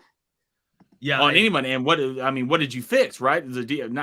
Somewhat fix, and you brought in Bradley Chubb, who's a great pass rusher, who's great in the run. You're getting kind of somewhat ran through on defense. You bring in a guy like that, right? That comes in the playoffs. Yeah. Playoff times when guys like that perform at the top. So right now, third down pass rush. I don't know what the odds are right now. I can look it up for the Dolphins to win the Super Bowl. But Jake, I don't think you'd be crazy to throw a little stack on. I may do that once I get back into a state where I can legally bet. # Mississippi. What are y'all doing? Like, what are y'all doing? You can't sports bet in Mississippi for real? For real? I can't sports bet in this state? Let's be honest. All right, Bears and Jets. Guys, this is where Mike White's starting for Zach Wilson. Because apparently, like Booger McFarland said, he's, his parents grew up with money, so he can never be accountable, which is a joke. He didn't play good. I don't think he handled the press conference very well. We talked about that last week. Can Justin Fields why am I not going to bet Justin Fields anytime touchdown? Why would I not do it? Why don't I do it? Like, I know you're doing it, Blaine. Like, why would I not? Every single time, I wish the Lions were playing, so I could just bet Jamal Williams anytime touchdown and Justin Fields anytime touchdown. And guess what, guys? I'm probably going to bet Brandon Ayuk anytime touchdown. Travis Kelce in every single game. I like the Bears here because I think the Jets are in disarray. But how do I not take this? The Jets are a 7-point favorite. Yeah. No. Yeah. They're a 7-point favorite. 7 points. Bears are plus 255 on the money line. I know that Jets defense is good. I know that Jets defense is very, very good. But, man, -7 for the Jets, the way they played offensively recently. Well, who's going to be their quarterback? Mike White? Who even is that? I thought he was coaching Georgia's basketball team. Yeah, why does it sound like a guy who works like the Men in Black? Like, hey, this is Mike White. This is the most normal name, normal-looking dude you've ever seen in your life.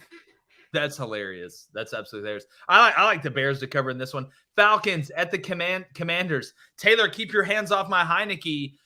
Just continues to ball. Washington, a 4-point favorite. The Falcons, though, on the road. Cordell Patterson set the record for kickoff return for touchdowns in a career last week at 9, but we know he's playing running back.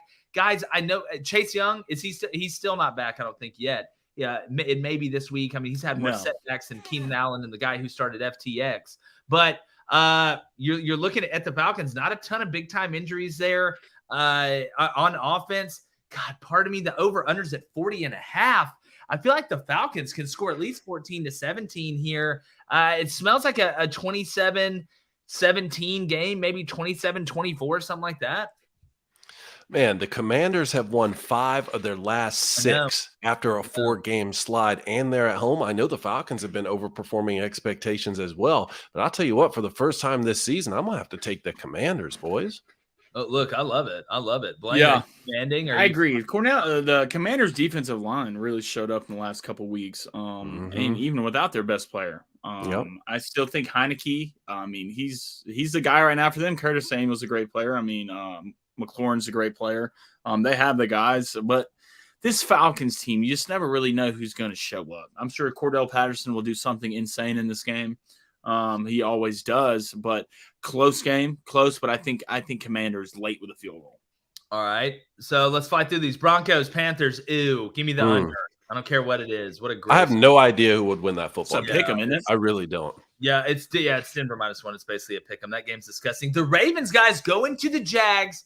Jags 3-7, Ravens 7-3. Baltimore's a 2.5-point favorite. This game's a little sneaky to me. It's a little sneaky to me. The Jags, you feel like they're kind of due for a big win. Do they get it done today, David? I'm taking Jags at home money line, boys. That's going to be one of my picks. That would be huge. I know the Ravens have won their last 4, and I still think the ceiling is very high for Lamar Jackson and this Ravens team. But each week they haven't been playing great football. You look at the Panthers the previous week, 13-3, only beat the Saints 27-13. Close game at the Bucs, a close game with the Browns. I think that this is one, just like you said, maybe the Jags can sneak up at home, figure out a way to beat the Ravens. I think the trajectory of both teams is still going to be the same throughout the season. Ravens are going to be a playoff contender. Jaguars are not. But at home, I'm going to take the Jags money line.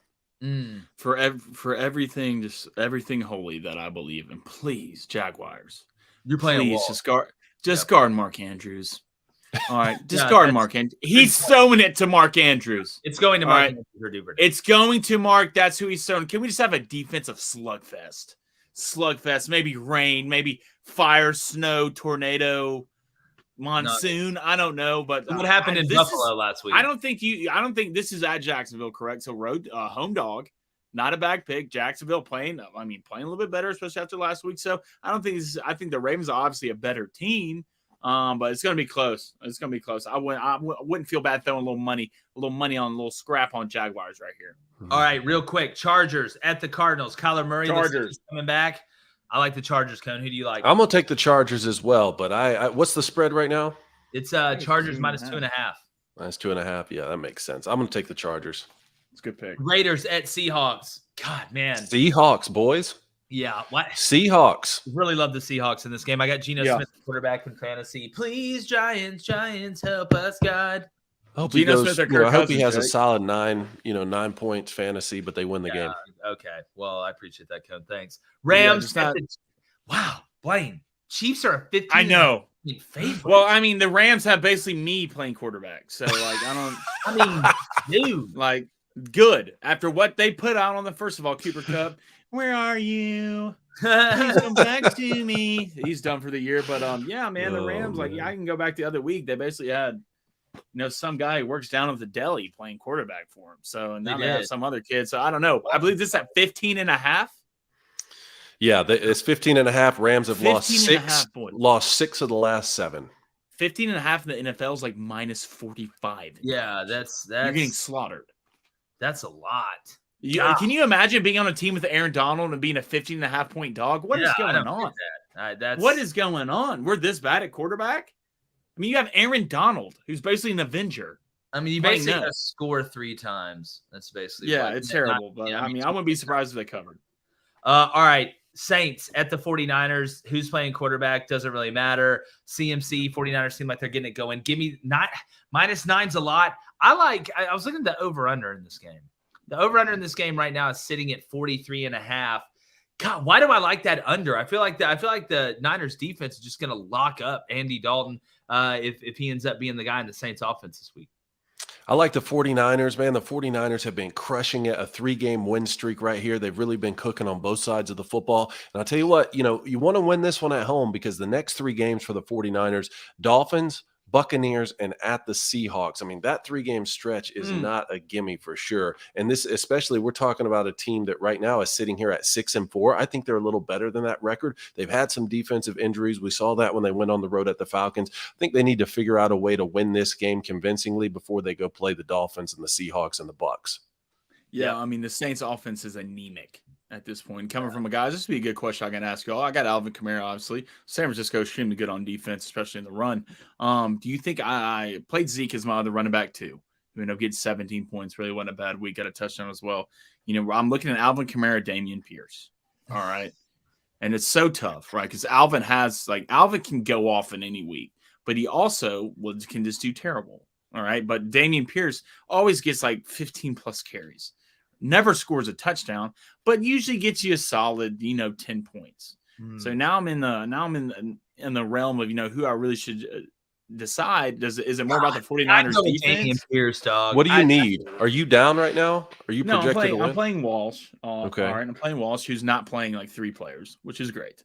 All right, which is perfect. Well, 1 player, Leonard Fournette's not in. So Dameon Pierce is playing Miami. All right, playing the Dolphins at the Dolphins. Hasn't scored a touchdown in a lot of weeks. All right, and then Alvin's projected 17 against the 49ers. I think that's a little high. I don't know if he gets that. 17? Yeah, I think that's a little high, unless he gets in the end zone, which he hasn't, except 1 week where he scored 4 times. So that's kind of the decision I'm stuck with right now.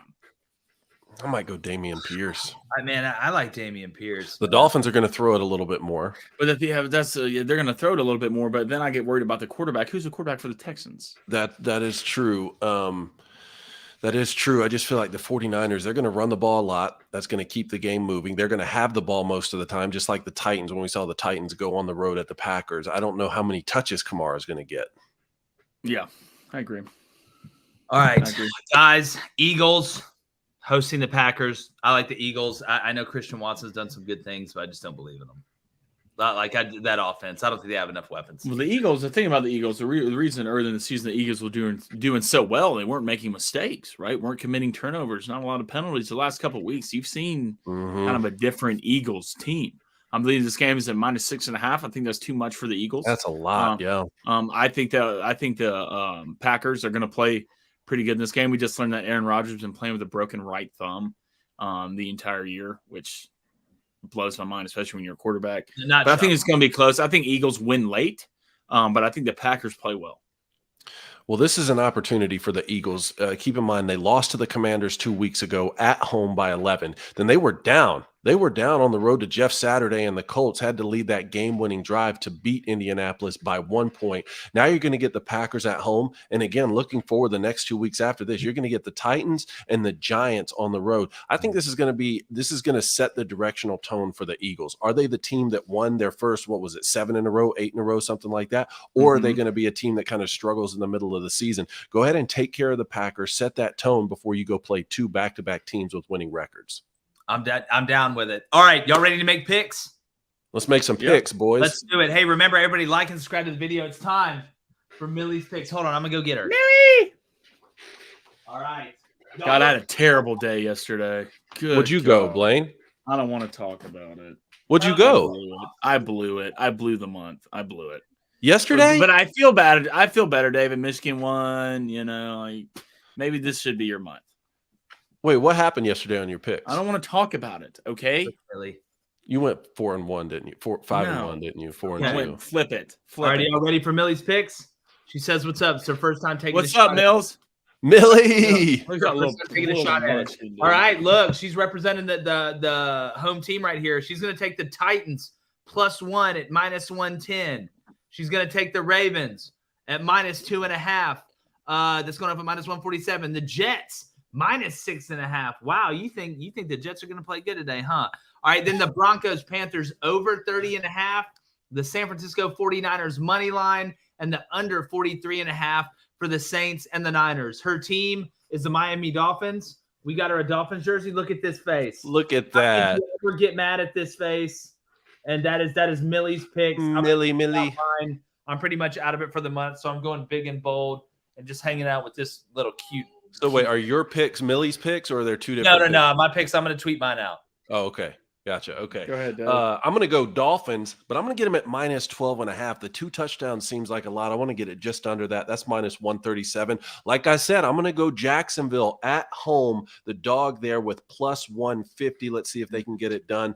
Jets, Bears under 38.5. Let's say one of these teams does take off and score a lot of points. I don't think that both of them will. I don't see this turning into a shootout. So I like the under 38.5. That's -110. I'm going to go ahead and take the Seahawks to win and the 49ers to win in a 2-game parlay there. That's -115. I want Austin Eckler for the Chargers to have over 100 total yards. That's rushing and receiving. That's -125. And then give me another 2-game parlay here with the points on the alternate line. Chiefs -9.5. Plus the Eagles, but I want them at -2.5. And that's going off at +105. What do you got? All right, I love it. Terrible day yesterday. Basically blew it. I blew it. Basically LSU yesterday. This is what I'm taking. First bet. All right. It's a 4-team parlay. Dolphins -9.5. 49ers -7.5. Chiefs -12.5. And Keenan Allen anytime touchdown. That's plus 970. All right. So let's go down to the second parlay. This is going to be anytime touchdown parlay. It's a 3-leg. Give me Nick Chubb, Derrick Henry, and Austin Eckler. Anytime touchdown. That's plus 350. Okay. All three of them have to score. Yes. Okay. Let's go to number 3. All right. This one's a little bit different. One of these guys has to score 2 touchdowns for this to hit. All right. Jeff Wilson, Latavius Murray, Michael Carter, Mike Evans, or Curtis Samuel has to score at least 1+ touchdown. All right. And that is plus 550. All right. So one of those guys scored 2 touchdowns. All right. Let's go to my fourth bet is going to be the Bears -2. My Bears -2.5 and an anytime touchdown for Justin Fields. That's plus 450. Fifth bet is going to be the Ravens -180 money line. My fifth bet is going to be the Eagles my sixth bet will be the Eagles -3.5 at home. So we'll see. It's -178. Man, you chose violence today, Blaine. Yeah, it's just I went 1-5 yesterday. Had to. All right. We appreciate you guys. Make sure you like and subscribe. Got a great show for you tomorrow. We're going to be talking everything, following all these coaching searches, and college football playoff rankings. Going to be pretty interesting. Who's excited about it? Millie is. Hey, what's up, Mills? All right. We appreciate you guys. We will catch you guys tomorrow. And like the chances of LSU now controlling their own destiny. Oh, no. We're going. Gone.